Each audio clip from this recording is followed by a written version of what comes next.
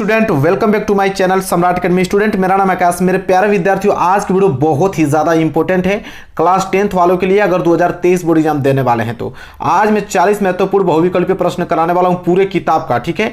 और इसमें से आप लोग अगर 40 में से 35 क्वेश्चन जैसे ही आप सही करते हो तो मेरे प्यारे विद्यार्थियों ये समझ लो कि सामाजिक विज्ञान में 20 नंबर के ऑब्जेक्टिव जो आने वाले हैं तो 20 में 20 नंबर आप लोगों का बिल्कुल क्लियर हो जाएगा। तो प्यारा सा लाइक कर दीजिए और चैनल पर नहीं तो चैनल को सब्सक्राइब करके, और 40 में से पूरा का पूरा प्रश्न का उत्तर आप लोगों को देना है, इतना याद रखिएगा, क्योंकि तैयारी आप लोगों को बहुत अच्छी तरीके से कराई जा रही है। पहला प्रश्न पढ़ता हूं और हमें उत्तर इसका चाहिए, बिल्कुल राइट चाहिए। क्या है पहला प्रश्न? है काली मिट्टी उपयुक्त है। काली मिट्टी उपयुक्त होती है किसके लिए? कपास के लिए, लीची के लिए, गेहूं के लिए, बाजरा के लिए। तो मेरे प्यारे विद्यार्थियों बताइए क्या होगा राइट आंसर। क्वेश्चन नंबर पहले का बहुत ही ज्यादा इंपॉर्टेंट क्वेश्चन है। सबका आंसर आएगा कि कपास के लिए, क्योंकि सबको मालूम है कि काली मिट्टी जो होती है वह कपास की खेती के लिए बहुत अच्छी मानी जाती है। आगे बढ़ेंगे, क्वेश्चन नंबर दूसरा। लास्ट में आंसर जरूर बताइएगा कितना में से आपने 40 में से कितना क्वेश्चन सही किया है। मुझे तो 35 चाहिए, कम से कम 35, या तो अच्छा से अच्छा 40 में 40 कर दीजिए, ठीक है आप लोग। पहला प्रश्न यह है, अरे दूसरा प्रश्न है, यंग इटली का संस्थापक कौन था? यंग इटली का संस्थापक कौन था बताइए। ज्यूबर्टी, कावूर, मेजनी, गैरिबाल्डी। बताइए क्या होगा राइट आंसर क्वेश्चन नंबर दूसरे का। यंग इटली का संस्थापक कौन था? मेरे प्यारे विद्यार्थियों इसका जो राइट आंसर हो जाएगा वो हो जाएगा option number C, Mazzini. Mazzini जो था वो यंग इटली का संस्थापक था, ठीक है। बढ़ेंगे अगले क्वेश्चन की ओर, क्वेश्चन नंबर तीसरे की ओर। हमसे पहले ही आप लोगों को आंसर देना, इतना याद रखिएगा। जैसे मैं प्रश्न पढ़ता हूं आप लोगों को आंसर तुरंत आ जाना चाहिए। तीसरा प्रश्न यह है कि फ्रांस में गणतंत्र की घोषणा किस वर्ष हुई? बताइए फ्रांस में गणतंत्र की घोषणा किस वर्ष हुई? ऑप्शन है 1815, option B 1830, option C 1848, option D जो है 1871। बताइए मेरे प्यारे विद्यार्थियों इसका जो राइट आंसर होगा वो होगा ऑप्शन नंबर ए। आपके क्वेश्चन बैंक में गलत छापा हुआ है, उसमें आप लोगों को 1848 किया है, लेकिन गलत है। देखिए घोषणा जो हुआ था ना, तो फ्रांस में गणतंत्र की घोषणा 1815 में। अगर यही स्थापना पूछ देता कि स्थापना कब हुआ था, तब स्थापना हुआ 1848 में, ठीक है। तो आपके क्वेश्चन बैंक में गलत है, उसको आप सही कर लीजिएगा, ठीक है। चलिए आगे बढ़ते हैं। अगला प्रश्न हम देखेंगे, प्रश्न नंबर 4। बताइए क्या होगा राइट आंसर प्रश्न नंबर 4 का। बहुत इंपॉर्टेंट क्वेश्चन है। महात्मा गांधी ने असहयोग आंदोलन कब आरंभ किया? महात्मा गांधी ने असहयोग आंदोलन कब आरंभ किया? ऑप्शन ए 1919 में, ऑप्शन बी 1920 ईस्वी को, ऑप्शन सी 1922 ईस्वी को, ऑप्शन डी 1923 ईस्वी को। बताइए क्या होगा राइट आंसर क्वेश्चन नंबर 4 का। बहुत ही प्यारा प्रश्न है कि महात्मा गांधी ने असहयोग आंदोलन कब आरंभ किया। तो इसका राइट आंसर हो जाएगा मेरे प्यारे विद्यार्थियों ऑप्शन नंबर बी 1920 ईस्वी में महात्मा गांधी ने असहयोग आंदोलन आरंभ किया था, ठीक है। चलिए आगे बढ़ते हैं क्वेश्चन नंबर 5 की तरफ। देखिए क्वेश्चन नंबर 5 क्या है, बहुत प्यारा प्रश्न है। बताइए क्या होगा राइट आंसर कि चौरी चौरा कांड किस वर्ष घटित हुआ? चौरी चौरा कांड किस वर्ष घटित हुआ? ऑप्शन है 1920, ऑप्शन बी 1921, ऑप्शन सी 1922 और ऑप्शन डी जो है 1925। बताइए राइट आंसर क्या होगा क्वेश्चन नंबर 5 का। चौरी चौरा कांड किस वर्ष घटित हुआ? मेरे प्यारे विद्यार्थियों ऑप्शन नंबर सी इस क्वेश्चन का राइट आंसर हो जाएगा। कब? 1922 ईस्वी में चौरी चौरा कांड घटित हुआ था, ठीक है। बिल्कुल याद रखना है आप लोगों को, बहुत ही ज़्यादा इंपॉर्टेंट क्वेश्चन है ये। एग्जाम में प्रश्न बनेंगे और इसका आप लोग सही उत्तर देखे आओगे, ठीक है। चलिए बढ़ेंगे अगले प्रश्न की तरफ, प्रश्न नंबर 6। प्रश्न नंबर 6 है कि संयुक्त राष्ट्र संघ का स्थापना कब हुआ? संयुक्त राष्ट्र संघ की स्थापना कब हुई थी बताइए आप लोग। ऑप्शन है 1945 में, ऑप्शन बी 1920, ऑप्शन सी 1942 में, ऑप्शन डी 1947 में। बताइए राइट आंसर क्या होगा क्वेश्चन नंबर 6 का। संयुक्त राष्ट्र संघ की स्थापना मेरे प्यारे विद्यार्थियों सन 1945 ईस्वी में हुआ था, और सबको मालूम है इस क्वेश्चन का आंसर, ठीक है। सन 1945 में संयुक्त राष्ट्र संघ की स्थापना हुई थी। और इसी के साथ हम तुरंत बढ़ेंगे अगले क्वेश्चन की ओर, और क्वेश्चन नंबर 7 की ओर। क्वेश्चन नंबर 7 है संयुक्त राष्ट्र संघ का मुख्यालय कहाँ पर स्थित है? अभी हमने इसका स्थापना दिखा था, सन 1945 में संयुक्त राष्ट्र संघ का स्थापना हुआ था। अब इसका मुख्यालय पूछ लिया कि मुख्यालय कहाँ पर है। Option A Washington, option B Geneva, option C New York, option D Austria. बताइए क्या होगा राइट आंसर क्वेश्चन नंबर 7 का। तो मेरे प्यारे विद्यार्थी इसका जो होगा वो हो जाएगा न्यूयॉर्क, क्योंकि संयुक्त राष्ट्र संघ का मुख्यालय जो है वो न्यूयॉर्क में है। ऑप्शन सी इस क्वेश्चन का राइट आंसर होगा। इसी के साथ बढ़ेंगे अगले प्रश्न की तरफ। देखिए प्रश्न नंबर यहाँ पे 8वां। प्रश्न नंबर 8वां यह है कि चाय की खेती के लिए कौन सी मिट्टी उपयुक्त है? बताइए, चाय की खेती के लिए कौन सी मिट्टी उपयुक्त है? ऑप्शन ए लाल मिट्टी, ऑप्शन बी जलोढ़ मिट्टी, ऑप्शन सी पर्वतीय मिट्टी, ऑप्शन डी लेटराइट मिट्टी। बताइए प्रश्न नंबर 8 का राइट आंसर क्या होगा? तो मेरे प्यारे विद्यार्थियों देखिए, चाय की खेती के लिए ना लेटराइट मिट्टी बहुत अच्छी मानी जाती है, मतलब इसमें चाय की फसल बहुत अच्छी होती है। ठीक है, तो लेटराइट मिट्टी जो है इस क्वेश्चन का राइट आंसर हो जाएगा। आगे बढ़ते हैं और प्रश्न नंबर में दिखाता हूं आप लोगों को 9। प्रश्न नंबर 9 है, निम्न में कौन अजैवीय संसाधन है? अब आपको अजैवीय संसाधन बताना है। ऑप्शन ए चट्टाने, ऑप्शन बी पशु, और 2 ऑप्शन नीचे हैं, मैं पढ़ के सुनाता हूं, जैसे ऑप्शन सी पौधे और ऑप्शन डी मछलियां। बताइए, फिर प्रश्न में मैं दिखा देता हूं आप लोगों को कि निम्न में कौन अजैवीय संसाधन है। तो इसका राइट आंसर हो जाएगा ऑप्शन नंबर ए चट्टाने। देखिए चट्टाने जो है अजैवीय संसाधन होती है। ठीक है, बढ़ेंगे प्रश्न नंबर 10वें की तरफ और उसका उत्तर देने के लिए बिल्कुल आप तैयार रहिए। बिल्कुल, प्रश्न नंबर 10वां है, निम्न में से कौन सा संसाधन पुनः चक्रीय है? पुनः चक्रीय पूछ रहा है। ऑप्शन ए लोहा, ऑप्शन बी पवन ऊर्जा, ऑप्शन सी ज्वारीय ऊर्जा, ऑप्शन डी पशुधन। बताइए कौन सा संसाधन जो है वो पुनः चक्रीय है? मेरे प्यारे विद्यार्थियों ऑप्शन नंबर ए लोहा। लोहा जो है वो पुनः चक्रीय है। ठीक है, चलिए बढ़ेंगे अगले प्रश्न की तरफ, प्रश्न नंबर 11 की तरफ। देखिए यह प्रश्न हर साल एग्जाम में आता है कि भूमि एक संसाधन है, मतलब भूमि कैसा संसाधन है? भूमि एक प्राकृतिक संसाधन है कि मानव निर्मित संसाधन है कि सौर ऊर्जा से निर्मित संसाधन है कि इनमें से कोई नहीं? बताइए क्या होगा राइट आंसर क्वेश्चन नंबर 11 का? इसका राइट आंसर हो जाएगा पहला, क्योंकि भूमि मेरे प्यारे विद्यार्थियों एक प्राकृतिक संसाधन है, प्रकृति से बना हुआ संसाधन है भूमि। ठीक है, चलिए बढ़ेंगे अगले प्रश्न की तरफ और प्रश्न नंबर 12 की तरफ। देखिए प्रश्न नंबर 12 यह है कि पंजाब में भूमि निम्नीकरण का मुख्य कारण क्या है? पंजाब में अगर भूमि निम्नीकरण का मुख्य कारण पूछ रहा है कि क्या है? गहन खेती, वनमूलन, अधिक सिंचाई, अति पशुचारण। बताइए क्या होगा राइट आंसर क्वेश्चन नंबर 12 का? बहुत ही प्यारा प्रश्न है। इसका राइट आंसर हो जाएगा मेरे प्यारे विद्यार्थियों अधिक सिंचाई। पंजाब में भूमि निम्नीकरण का मुख्य कारण क्या है? अधिक सिंचाई। ठीक है, चलिए बढ़ते हैं अगले प्रश्न की तरफ। देखिए प्रश्न नंबर यहाँ पे 13 है, सलाल बांध किस नदी पर बना है? देखिए बहुत प्यारा प्रश्न है कि सलाल बांध जो है किस नदी पर बना है? Option A Mahanadi, option B Chenab, option C Sutlej नदी, ऑप्शन डी कृष्णा नदी। बताइए सलाल बांध की बात कर रहा है कि जो सलाल बांध है वो किस नदी पर बना है? क्या हो जाएगा इसका? चीनाब नदी। ठीक है, चीनाब नदी पे बना है आप लोगों का सलाल बांध। याद रखिएगा हर साल ये प्रश्न आता है, इस बार भी आएगा, तो बिल्कुल गलत नहीं करना आप लोगों को, चीनाब नदी पे ही मारना है ऑप्शन। ठीक है, बढ़ेंगे अगले प्रश्न की तरफ। देखिए प्रश्न नंबर यहाँ पे 14 क्या है? प्रश्न नंबर 14 है कि विश्व में जो सर्वाधिक वर्षा होती है किस स्थान पर होती है? विश्व की बात कर रहा है, पूरे संसार की बात कर रहा है कि सबसे अधिक वर्षा कहां पर होती है। मैं ऑप्शन पढ़ता हूं, आप लोग बताइए क्या होगा राइट आंसर। जैसे पहला है मासिनराम, दूसरा है चेन्नई, तीसरा है व्लादिवोस्टॉक और चौथा न्यूयॉर्क। इन्हीं चारों ऑप्शन में से आपको बताना है कि सबसे विश्व में सबसे अधिक वर्षा कहां पे होती है। तो मेरे प्यारे विद्यार्थियों मासिनराम में, याद रखिएगा यह नाम बहुत इंपॉर्टेंट नाम है। मासिनराम में सबसे अधिक वर्षा होती है, पूरे वर्ल्ड की बात कर रहा हूं। आगे बढ़ते हैं प्रश्न नंबर यहाँ पे 15वां। देखिए 15वां प्रश्न बहुत इंपॉर्टेंट है, हर साल ये तो आता है रेशेदार फसल वाला, कि निम्न में से कौन सा रेशेदार फसल है? ऑप्शन ए कपास, option B jute, option C प्राकृतिक रेशम, ऑप्शन डी इनमें से कोई नहीं। तो बताना है कि रेशेदार फसल कौन सी है। तो देखिए रेशेदार फसल तो इनमें सभी है, क्योंकि कपास भी रेशेदार ही फसल होती है, जूट भी और प्राकृतिक रेशम भी आपका रेशेदार ही होता है। इसलिए ना ऑप्शन डी जो है वो राइट आंसर हो जाएगा, मतलब इनमें से सभी जो है रेशेदार फसल है। आगे अगर बात करें प्रश्न नंबर 16 की तरफ, देखिए प्रश्न नंबर 16 क्या बहुत इंपॉर्टेंट प्रश्न है। प्रश्न नंबर 16 यह है कि निम्नलिखित में से कौन सी रबी की फसल? देखिए रबी और खरीफ की फसल से एक क्वेश्चन तो बनना तय है। ठीक है, इसलिए इस प्रश्न को आप लोग याद कर लेना कि रबी की फसल कौन है? धान है कि बाजरा है कि गेहूं है कि मक्का है? बताइए क्या होगा राइट आंसर। तो देखिए रबी की फसल इसमें बात कर रहा है, तो रबी की फसल यहाँ पे गेहूं जो है रबी की फसल है, मतलब ऑप्शन सी जो है इस क्वेश्चन का राइट आंसर हो जाएगा। ठीक है, प्रश्न नंबर 16 का। अगर बढ़ेंगे अगले प्रश्न की तरफ, प्रश्न नंबर 17 देखिए यहाँ पे जो है वह है आपका कि भूदान आंदोलन किसके द्वारा आरंभ किया गया? भूदान आंदोलन किसके द्वारा आरंभ किया गया? Option A Mahatma Gandhi, option B Jawaharlal Nehru, option C Vinoba Bhave, option D Indira Gandhi. बताइए भूदान आंदोलन की बात कर रहा है कि भूदान आंदोलन किसके द्वारा आरंभ किया गया। तो इसका राइट आंसर क्या होगा जल्दी से आप कमेंट करके बताइए। मैं आपको बताना चाहूँगा कि इसका राइट आंसर होगा विनोबा भावे। जितने लोगों ने ऑप्शन सी पे क्लिक किया होगा बिल्कुल उनका 100% आंसर बिल्कुल क्या है उनका सही है। कौन? विनोबा भावे ने भूदान आंदोलन आरंभ किया था। बढ़ेंगे अगले प्रश्न की तरफ और प्रश्न नंबर 18 की तरफ। देखिए ये प्रश्न बहुत ज़्यादा इंपॉर्टेंट है।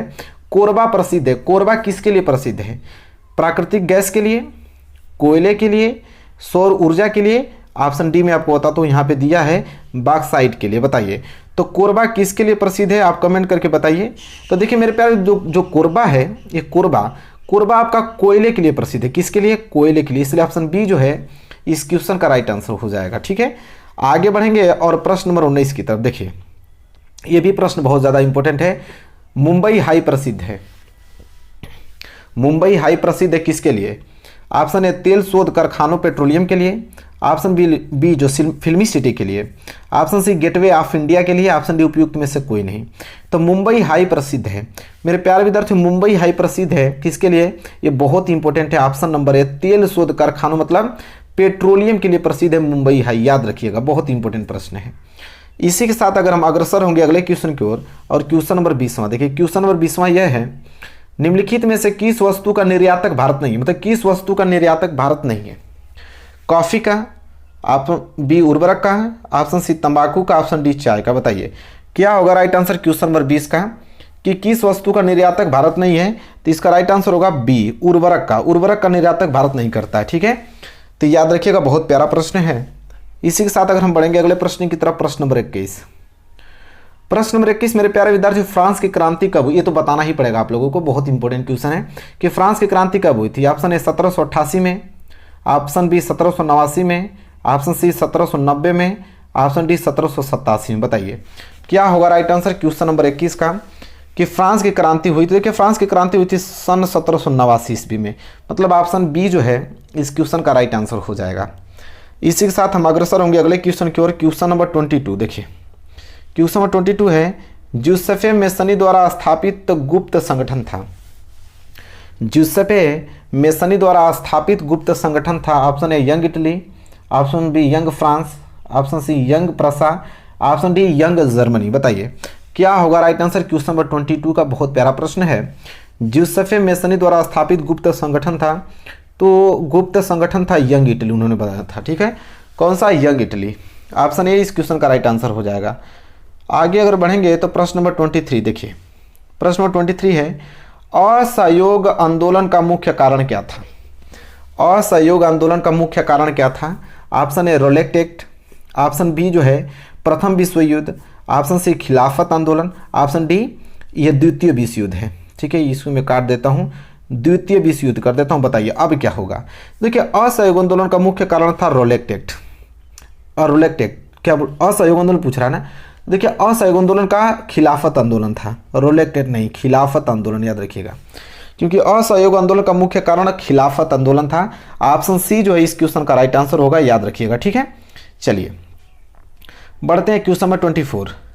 हिंद स्वराज पुस्तक के लेखक हैं। तो हिंद स्वराज पुस्तक के लेखक कौन है मेरे प्यारे विद्यार्थियों? Option A Sardar Patel, option B Bal Gangadhar Tilak, option C Mahatma Gandhi, option D Subhash Chandra Bose. तो हिंद स्वराज पुस्तक के लेखक कौन है आपको बताना है। बहुत प्यारा प्रश्न है। तो हो जाएगा ऑप्शन नंबर सी महात्मा गांधी। सबको याद होना चाहिए कि हिंद स्वराज पुस्तक के लेखक कौन है? महात्मा गांधी। ठीक है, आगे बढ़ेंगे। प्रश्न नंबर यहाँ पे मैं दिखाता हूँ 25। प्रश्न नंबर 25 है, भारतीय राष्ट्रीय कांग्रेस की स्थापना कब हुई थी? भारतीय राष्ट्रीय कांग्रेस की स्थापना कब हुई थी? ऑप्शन ए 1885, ऑप्शन बी 1904 में, ऑप्शन सी 1857 में, और ऑप्शन डी 1855 में। बताइए भारतीय राष्ट्रीय कांग्रेस की स्थापना कब हुई थी? बहुत प्यारा प्रश्न है। उत्तर होगा 1885 ईस्वी में हुआ था। यह डेट आप लोगों को याद करना है क्योंकि डेट बहुत ज़्यादा इंपॉर्टेंट है वाली। आगे अगर हम बढ़ेंगे तो प्रश्न नंबर में दिखाता हूँ आप लोगों को 26। यह प्रश्न बहुत हाईलाइटेड है, हर साल आता है कि आर्थिक महामंदी का प्रारंभ कब से हुआ? आर्थिक महामंदी का प्रारंभ कब से हुआ? 1919, 1924, 1929 कि 1934? बताइए क्या होगा राइट आंसर मेरे प्यारे विद्यार्थी। इसका राइट आंसर हो जाएगा सन 1929 में। 1929 में महामंदी आई थी। ठीक है, 30 डेट को याद रखना है, बहुत इंपॉर्टेंट है। आगे बढ़ते हैं 27 की तरफ। देखिए 27 क्या है, बहुत इंपॉर्टेंट प्रश्न है कि पर्वतों पर मृदा अपर्दन का साधन है। पर्वतों की बात कर रहा है कि पर्वतों पर जो मृदा अपर्दन का साधन क्या है? ऑप्शन ए पवन, ऑप्शन बी हिमनद, ऑप्शन सी जल, ऑप्शन डी पशुचारण। बताइए 27 का राइट आंसर क्या होगा मेरे प्यारे विद्यार्थियों? पर्वतों पर मृदा अपर्दन का साधन। तो देखिए पर्वतों पर मृदा अपर्दन का साधन हिमनद। क्या है? हिमनद। ऑप्शन बी जो है इस क्वेश्चन का राइट आंसर होगा। याद रखिएगा, बहुत प्यारा प्रश्न है। आगे बढ़ते हैं प्रश्न नंबर 28। देखिए प्रश्न नंबर 28 है, निम्नलिखित में से एक मिट्टी का प्रकार नहीं है। अब यहाँ पे 4 ऑप्शन दिया हुआ है, आपसे पूछ रहा है कि मिट्टी का प्रकार कौन नहीं है। ऑप्शन ए काली, ऑप्शन बी पीली, option C laterite, option D cement. अब इन चारों ऑप्शनों में से बताइए क्या होगा राइट आंसर? मिट्टी का प्रकार नहीं, बहुत सिंपल क्वेश्चन है, तुरंत आंसर दे पाओगे आप। तो देखिए सब लोग काली मिट्टी तो सुने ही होंगे, पीली मिट्टी भी होती है, लेटराइट मिट्टी भी होती है, सीमेंट जो मिट्टी है ये नहीं होती है। तो वही तो पूछा है, मिट्टी का प्रकार नहीं है सीमेंट। ऑप्शन डी जो है इस क्वेश्चन का राइट आंसर हो जाएगा। चलिए आगे बढ़ते हैं क्वेश्चन नंबर 29। चिपको आंदोलन संबंधित है, जो चिपको आंदोलन है वो संबंधित है किससे? ऑप्शन ए मृदा संरक्षण से, ऑप्शन बी वन संरक्षण से, ऑप्शन सी जल संरक्षण से, ऑप्शन डी वायु संरक्षण से। बताइए चिपको आंदोलन जो है वो संबंधित है किससे? बहुत प्यारा प्रश्न है। तो देखिए चिपको आंदोलन मेरे प्यारे विद्यार्थियों वन संरक्षण से संबंधित है। वनों की रक्षा के लिए यहाँ पे चिपको आंदोलन चलाया गया था, सबको मालूम है। ऑप्शन बी जो है इस क्वेश्चन का राइट आंसर हो जाएगा। आगे अगर बात करें, अगला प्रश्न देखें, प्रश्न नंबर यहाँ पे आपको दिखाऊं, प्रश्न नंबर 30वां देखिए। प्रश्न नंबर 30वां बहुत प्यारा प्रश्न है, अब आप लोगों को स्पष्ट दिख रहा होगा। बताइए सुंदरवन राष्ट्रीय पार्क किस राज्य में स्थित है? सुंदरवन राष्ट्रीय पार्क किस राज्य में स्थित है? ऑप्शन ए असम में, ऑप्शन बी उड़ीसा में, ऑप्शन सी पश्चिम बंगाल में, ऑप्शन डी मध्य प्रदेश में। बताइए सुंदरवन राष्ट्रीय पार्क जो है वो किस राज्य में स्थित है, बताना है। बहुत प्यारा प्रश्न है। इसका राइट आंसर हो जाएगा मेरे प्यारे विद्यार्थियों पश्चिम बंगाल में। कहाँ पे? पश्चिम बंगाल में आपका सुंदरवन राष्ट्रीय पार्क स्थित है। ठीक है, याद रखिएगा, ये बहुत इंपॉर्टेंट प्रश्न है। इसी के साथ बढ़ेंगे 31 की तरफ। देखिए 31 क्या है? भारत में पवन ऊर्जा का विशाल केंद्र स्थित है। भारत में पवन ऊर्जा का विशाल केंद्र कहां पर स्थित है? ऑप्शन ए उत्तराखंड में, option B Tamil Nadu, option C Himachal Pradesh, option D Rajasthan. बताइए भारत में पवन ऊर्जा का विशाल केंद्र कहां पर स्थित है? बहुत प्यारा प्रश्न है, इसका आंसर आप लोगों को देना ही पड़ेगा। तो कहां पे? तमिलनाडु। कहां पे? तमिलनाडु में स्थित है। यह बहुत इंपॉर्टेंट प्रश्न है। ठीक है, 32 की तरफ बढ़ेंगे। देखिए 32 क्या है? एंथ्रेसाइट। एंथ्रेसाइट का संबंध किस खनिज से है? बताइए एंथ्रेसाइट का संबंध किस खनिज से है? ऑप्शन ए तांबा, option B bauxite, option C सोना, ऑप्शन डी कोयला। बताइए क्या होगा राइट आंसर? क्वेश्चन नंबर 32 का बहुत प्यारा प्रश्न है। तो एंथ्रासाइट कोयला से संबंधित है, सबको मालूम है। एंथ्रासाइट जो है वो कोयला से संबंधित खनिज है। तो आई होप क्लियर हो गया 32। बढ़ेंगे अगले प्रश्न की ओर 33 की तरफ। देखिए 33 प्रश्न यह है कि भारत में वायु परिवहन का राष्ट्रीयकरण कब किया गया? भारत में वायु परिवहन का राष्ट्रीयकरण कब किया गया? Option A 1950, option B 1953, option C 1960, option D 1998। बताइए क्या होगा राइट आंसर कि भारत में वायु परिवहन का राष्ट्रीयकरण कब किया गया? इसका राइट आंसर हो जाएगा ऑप्शन नंबर बी। बी जो है इस क्वेश्चन का राइट आंसर हो जाएगा। आगे बढ़ेंगे और अगला प्रश्न मैं आपको बताता हूँ, प्रश्न नंबर 34। प्रश्न नंबर 34 है कि पश्चिमी रेलवे का मुख्यालय स्थित है। पश्चिमी रेलवे का जो मुख्यालय है वो स्थित है कहाँ पे? ऑप्शन ए दिल्ली में, ऑप्शन बी कोलकाता में, ऑप्शन डी मुंबई में और ऑप्शन डी अमृतसर में। बताइए क्या होगा राइट आंसर क्वेश्चन नंबर 34 का? तो देखिए पश्चिमी रेलवे का मुख्यालय पूछ रहा है ना, वहाँ मुंबई में स्थित है। कहाँ पे? मुंबई में। पश्चिमी रेलवे का मुख्यालय स्थित है कहाँ पे? मुंबई में। ऑप्शन सी इस क्वेश्चन का राइट आंसर हो जाएगा। ठीक है, चलिए बढ़ेंगे अगले प्रश्न की ओर। प्रश्न नंबर 35 देखिए क्या है? श्रीलंका में निम्नलिखित में से कौन सा बहुसंख्यक वर्ग है? श्रीलंका में निम्नलिखित में से कौन सा बहुसंख्यक वर्ग है? Option A Tamil, option B ईसाई, ऑप्शन सी सिन्हली और ऑप्शन डी मुस्लिम। बताइए क्या होगा राइट आंसर क्वेश्चन नंबर 35 का? तो इसका राइट आंसर हो जाएगा मेरे प्यारे विद्यार्थी सिन्हली। क्या हो जाएगा? सिन्हली, क्योंकि श्रीलंका में बहुसंख्यक वर्ग कौन सा है? सिन्हली है। ठीक है, सी जो है राइट आंसर हो जाएगा। बात करेंगे 36। ये तो आप लोगों को देना ही पड़ेगा इसका आंसर कि संविधान के अनुसार भारत की राजभाषा है। संविधान के अनुसार भारत की राजभाषा कौन सी है? Option A Hindi, option B Urdu, option C Sanskrit, option D Angrezi. बताइए क्या होगा राइट आंसर क्वेश्चन नंबर 36 का? संविधान के अनुसार भारत की राजभाषा मेरे प्यारे विद्यार्थियों हिंदी है, सबको मालूम होना चाहिए। ऑप्शन ए जो है इस क्वेश्चन का राइट आंसर हो जाएगा। आगे बढ़ चलते हैं और प्रश्न नंबर 37। देखिए प्रश्न नंबर 37 क्या है, पूछ रहा है कि निम्नलिखित में से कौन सा भारत का संघीय राज्य नहीं है। अब भारत का संघीय राज्य कौन नहीं है? Option A Uttar Pradesh, option B Maharashtra, option C Punjab, option D Delhi. बताइए निम्नलिखित में से कौन सा भारत का संघीय राज्य नहीं है? क्या होगा क्वेश्चन नंबर 37 का राइट आंसर? तो देखिए दिल्ली जो है वो राज्य थोड़ी है, दिल्ली संघीय राज्य नहीं है भारत का। ठीक है, चलिए आगे बढ़ते हैं प्रश्न नंबर 38। देखिए प्रश्न नंबर 38 है कि भारत में पंचायती राज्य की स्थापना हुई थी। भारत में पंचायती राज्य की स्थापना कब हुई थी? Option A 1980, option B 1990, option C 1992 और ऑप्शन डी 2004। बताइए भारत में पंचायती राज्य की स्थापना कब हुई थी, बताना है आप लोगों को। तो मेरे प्यारे इसका राइट आंसर हो जाएगा सन 1992 में। 1992 में पंचायती राज्य की स्थापना हुई थी, ये डेट याद रखिएगा, बहुत इंपॉर्टेंट प्रश्न है, सब प्रश्न बनेंगे आपके एग्जाम में। और 39 देखिए बहुत प्यारा प्रश्न है कि काले दस्ताने और बंदी मुठियाँ किसकी प्रतीक थीं? काले दस्ताने और बंदी मुठियाँ किसकी प्रतीक थीं?